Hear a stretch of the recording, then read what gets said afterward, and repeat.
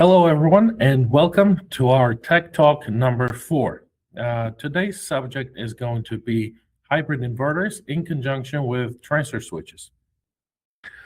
My name is Gio. You can call me Gio, and I'm a solutions engineer here at Fortress Power. And unsurprisingly, when I help the customers with their system designs, this subject comes up quite a lot. So I decided to make a tech talk out of it, and out of the experience that I had with the transfer switches and the customers' requests, and hopefully you'll find it useful. I'm pretty sure you will.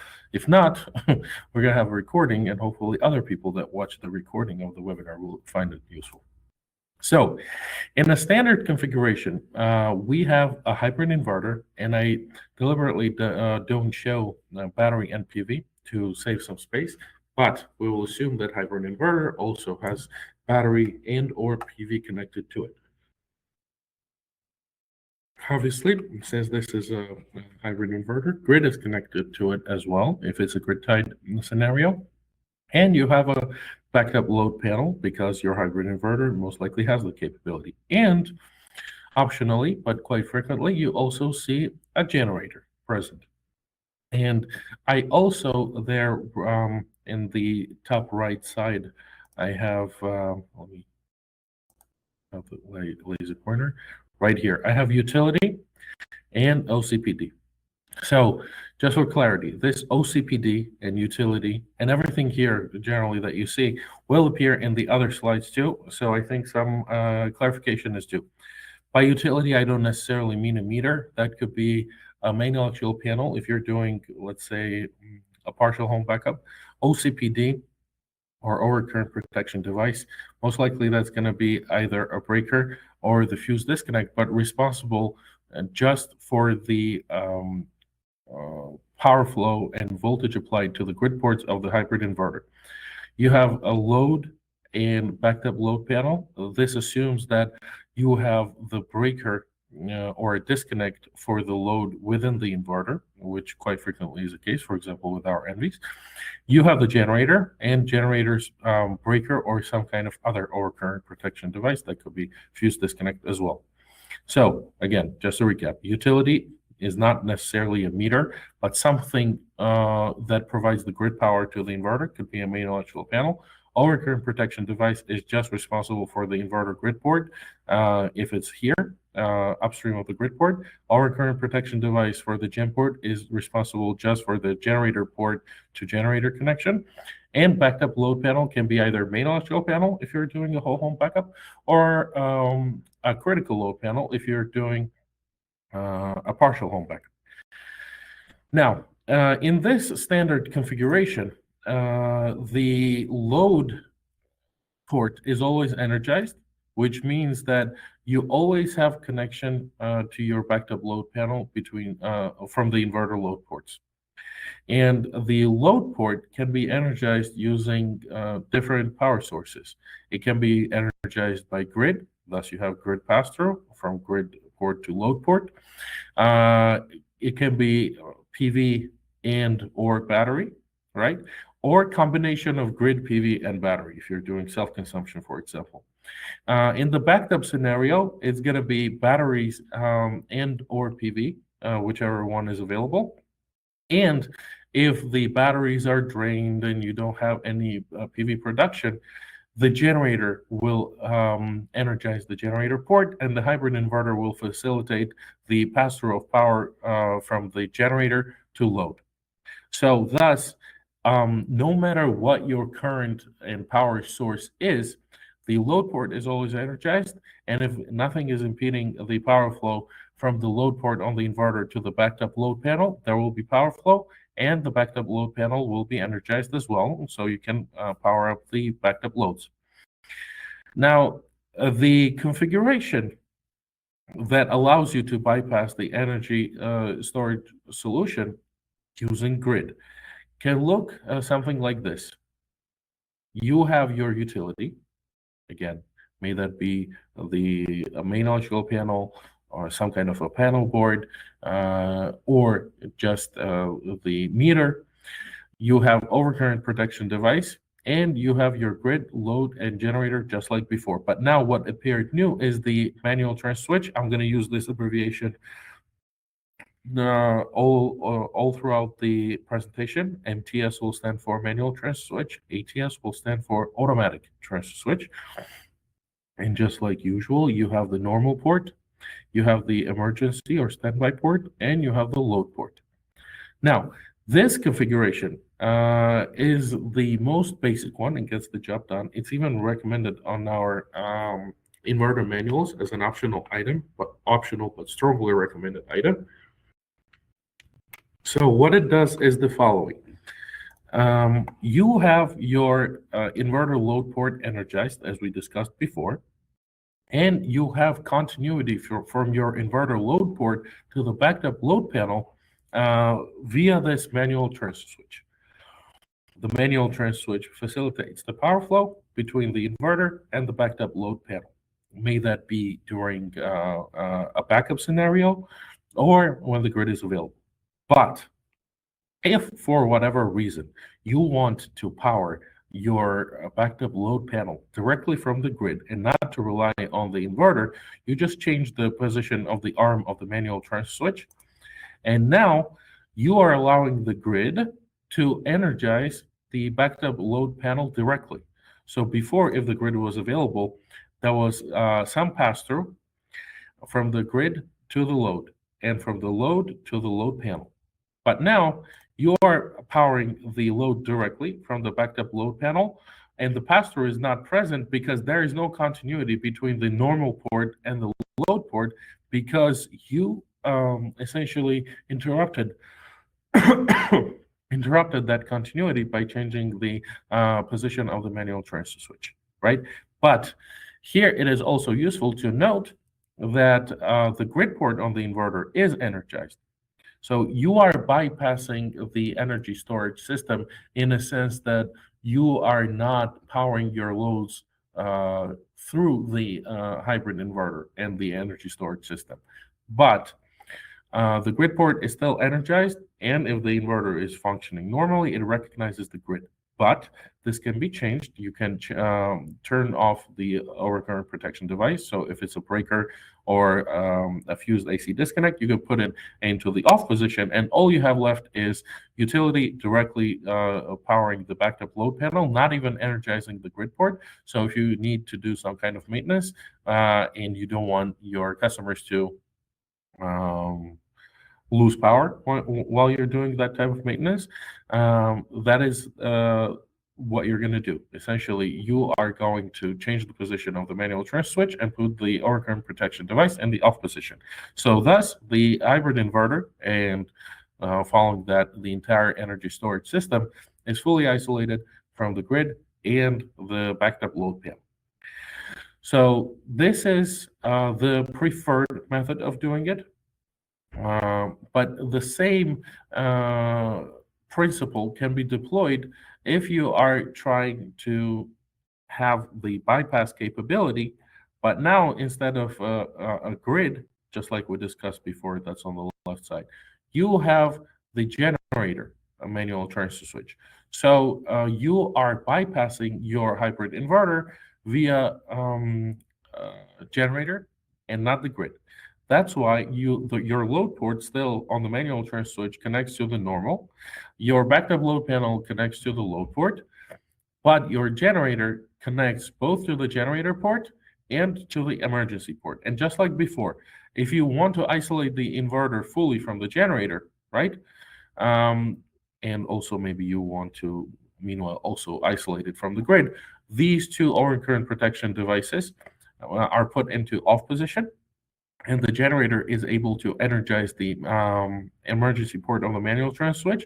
Manual transfer switch will establish and facilitate the pass-through to the load, and your generator is directly powering the load without even applying any power or voltage to your generator ports.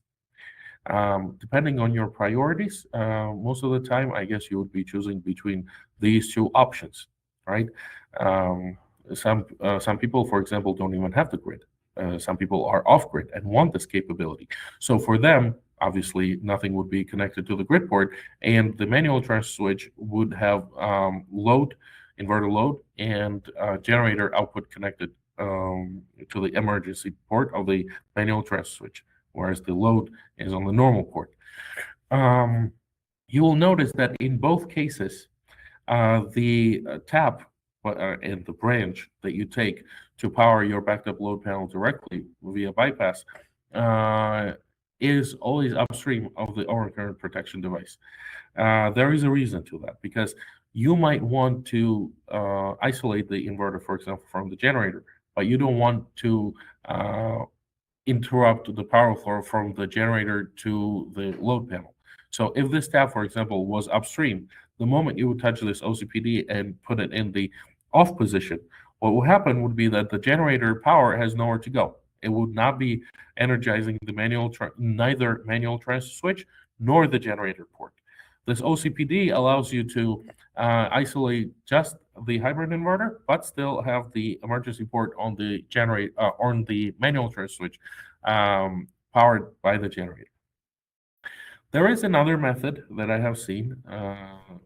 Actually, quite recently was the last time I saw it in the field.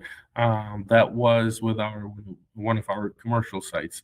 I was not involved at the design stage. I was involved from the commissioning stage of the project. Otherwise, I would have made that remark beforehand. But they already had the system put in, and they had this method used. It is a possible method, but it is not a preferred method of deploying a manual transfer switch. So you have your utility, yet again, you have your overcurrent protection device, you have your hybrid inverter. So what happens here is that when everything is in its normal state, so to speak, the utility comes in, energizes the manual transfer switch, and the manual transfer switch essentially, previously what manual transfer switch was doing is it was allowing you to choose which power source or which voltage source was powering the backed up load panel. So if you had it in the normal position, the inverter load port was providing the power. If you had it in the emergency position, the utility or the generator was providing power. Here, you are not choosing which voltage source is powering the load. What you are choosing here is where the utility power flows, right? And that is a very big difference. So you always have utility coming in. You're not isolating utility from the point of view of the manual transfer switch, but you govern where that power flows. If everything is normal, so to speak, then it goes to the inverter grid port. You have the pass-through, it comes out of the load port, and you have the backup load panel. But voltage is also applied on the emergency port of the manual transfer switch. It's just that emergency port has no continuity to anything, so it will not cause any problems or anything. But what happens when you change the position of the manual transfer switch? And this is what happens. You change the position of your manual transfer switch. Now the normal port has no continuity to anything. It's not even receiving voltage from the utility, but the inverter interprets that as a power outage. So it tries to generate frequency on the load port, and also you have potentially conflicting frequency and voltage coming in from the utility. Yet both of these merge at this tap location, and that could cause huge problems. So this is not acceptable. We cannot have that. Instead, what you need to do is you need to somehow make it so that you have either load port energizing the backup load panel, or you have the emergency port, i.e. utility, directly energizing the backed up load panel. So before you change the position of the arm from the normal position to the emergency position, what you need to do is you need to go ahead and disable the continuity from the load port to the backed up load panel.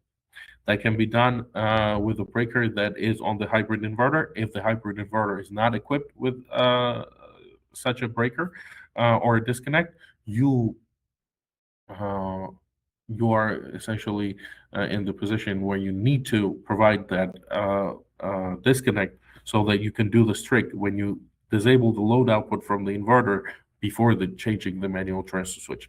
But you see here, unlike before, you have two mandatory steps instead of one. Previously, you were just changing the position of the arm, and then if you wanted to isolate the inverter, only then you were going to the OCPTs and putting them in the off position.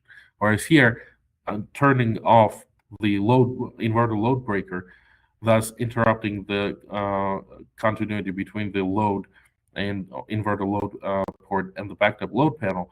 That is the first and mandatory step, and only then you change the position of the manual transfer switch. And you see why this is not a preferred method, because it doesn't really solve much and requires additional step and opens a door for a slight user error, which cannot be excluded. So that's why I refer to this one as a non-preferred method, but that is not to say that this cannot work. It will work, but whoever operates the manual transfer switch needs to also remember to first disable the load output from the inverter. Now next, what if you want to have the ability of bypassing the energy storage system both with the grid and with the generator? This was relevant once when I was working with an installer that was putting in a system for a farm. It was a farm, and they could not have a situation when, by whatever reason, they lost power, not necessarily grid. I mean, they had backup from the inverter and they had the generator. It's just what they wanted is that they wanted redundancy on top of redundancy, so that the first line of defense against grid outage would be the inverter would come in, and if something was to happen to the inverter, which is unlikely, but it's a man-made device, so something can happen to it and it might stop working. So if that happened when the grid was available, they wanted the ability to power the loads directly from the grid. But if the inverter developed some kind of a problem when the grid power was not available, they also wanted to have the ability of bypassing the energy storage system with a generator. And this kind of reflects the concept, which is a result of their need of constantly having power and having the additional layers of redundancy. So you see right here, just like in the very first solution that we were talking about, you have the manual transfer switch. Emergency port goes between the overcurrent protection device responsible for the inverter grid and the utility input. So that's right here. You have a load port energizing the normal port on the manual transfer switch, and you have the load port on the manual transfer switch, which before was connecting directly to the backed up load panel. But now it is connecting to the generator manual transfer switch normal position. So what happens is that if everything else is okay and the inverter is doing its job just fine, may there be grid present or may there be a grid outage, you have everything in the normal position. Let's say something happened and all of a sudden inverter stopped functioning, but the grid is available. You change the position of the manual transfer switch here, the first one, from the normal to emergency. So now utility directly powers the load port on the first manual transfer switch, which in its part powers the normal port on the second manual transfer switch, and thus providing power to the load port on the second manual transfer switch, which energizes directly the backed up load panel. But if on top of the inverter failure, there was a utility failure, what they could do is they could turn on the generator and change the position of this arm. Now, this is already in emergency, right? They can also change the position of this arm and put it in the emergency position. And thus, the generator can directly power the backed up loads. And if they want to isolate if they want to isolate the generator from the hybrid inverter, there is an OCPD that allows them to do it. And the power from the generator cannot flow to the utility, right? Because once you change the position of this arm from normal to load to emergency to load, there is no continuity between normal and the load. So this is like 2-in-1 protection against different types of failures. This is very rare. I don't want to call this paranoid or lead you into believing that, oh, this is too much, this is not too much. Some people and some applications require this, and this is the method to do it. Now, there are also instances, and so far we were talking about the manual transfer switches, and we were talking about how to protect the backed up load panel and keep it online as much as possible, even if certain things fail.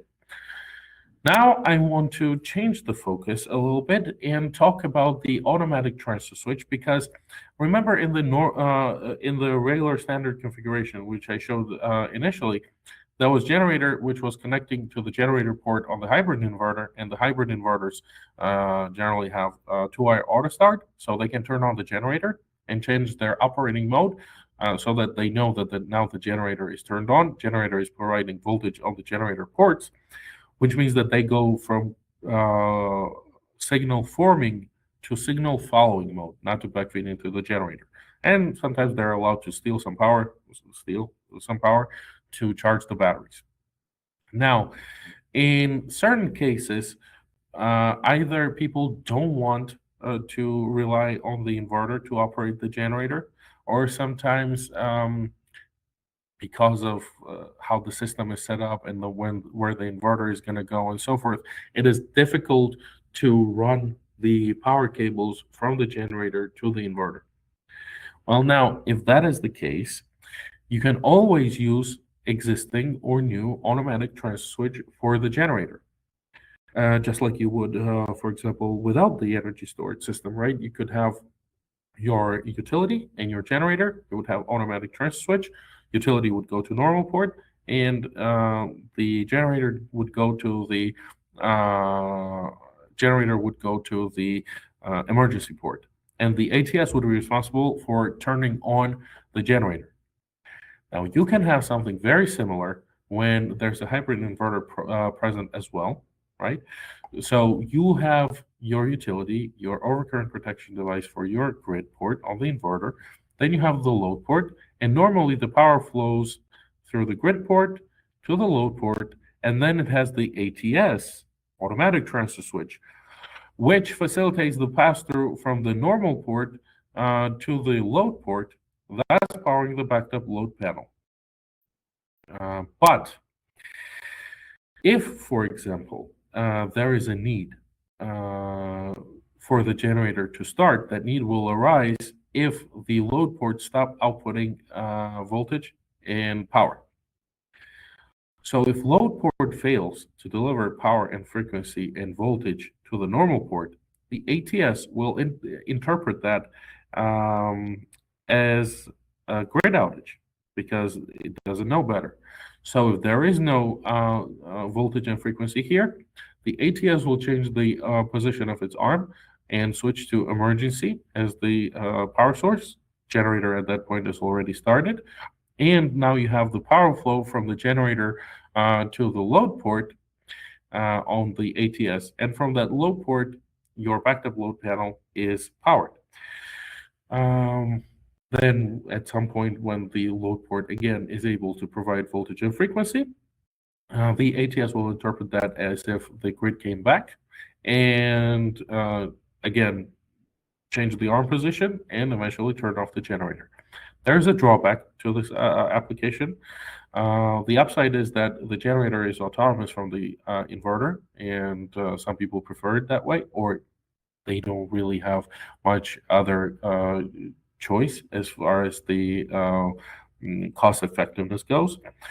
But there's a drawback associated to this, because remember when I said that if the generator is connected to the generator port, there's a pass-through from the generator port to the load port on the inverter, and the inverter can also charge the batteries while that pass-through is occurring. Here, there is no way to charge the battery from the generator. I know that there is other sometimes considered solution that the ATS sits upstream of the inverter grid ports, but I am not a fan or a believer in that solution, and there are two reasons why. If you don't have advanced control for that type of thing, and that's why I'm not even showing it, because I'm not going to recommend this type of solution to anyone. And I would never use it myself too, unless by whatever unforeseen circumstance I had to deploy that type of solution. And if that ever happens, we'll be happy to work with you. But it's not going to be a part of this webinar, because I don't want you to even think that this is something that we generally recommend. But if the ATS sits upstream of the utility and there's a grid and there's a generator, the ATS chooses what is output on the load side, and the load side output of the ATS goes to the grid. Now, there are two things associated with this. Even if the power outage occurs, the generator will start unless you prevent it to start by some additional advanced layer of logic. And if the generator starts right away, what's the role of the backup? I know there was this one scenario when the generator was taking some time to start. That's why they asked us to do automatic transfer switch upstream of the inverter. And while the generator was starting, only then the battery was responsible for powering up the backed up load panel. Once the generator was starting, the inverter was stopping all operation with its grid side. Now that can be only done if you have no export whatsoever to the grid. And there's always this problem when the generator turns on. If the inverter doesn't like its frequency and voltage, if it's outside the grid voltage and frequency range, then the inverter constantly throws errors. It refuses to charge the battery with that signal and so forth. So it causes a lot of trouble if the generator is not outputting a correct signal. So that's why I don't like even considering that type of solution, unless it's a very unique and specific case in which we're going to go by case-by-case approach, rather than me showing you here that as even an entertainable solution in general. So with that, I think we've covered this topic. I didn't want this to be more than 30 minutes, so I think we are well within the target, 28 minutes. And now I do thank you for your attention and for your time and for your interest, most importantly. Thank you. Bye.